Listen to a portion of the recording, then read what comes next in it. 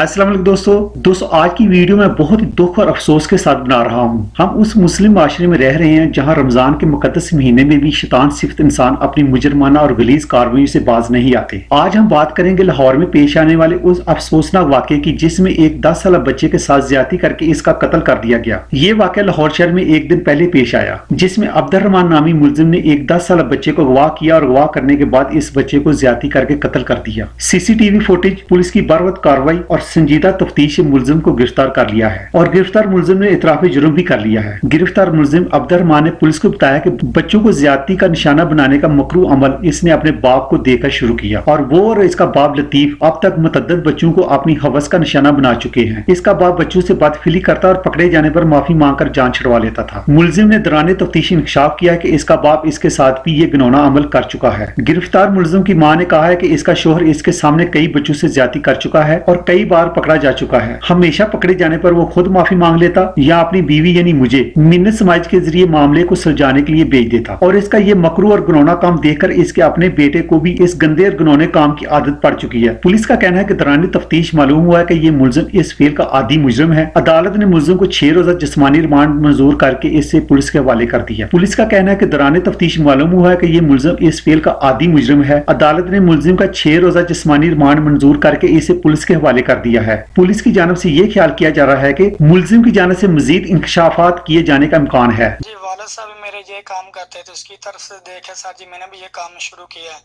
میں نے سر جی صرف یہ 2 بچوں کے ساتھ کیا، جو باقی کا کیا وہ میں سر جی میرے ابو نے کیا ہے، ہمارے ساتھ اس نے ایک بار کیا تھا۔ ملزم کی والدہ کا کہنا تھا تقریباً 1.5 سال پہلے اس کے شوہر نے مذموم کام شروع کیا۔ 1-2 مرتبہ بچوں نے اپنے والدین سے شکایت کی جس پر لطیف یا پھر وہ اس کی جگہ پر معافی مانگتی تھی۔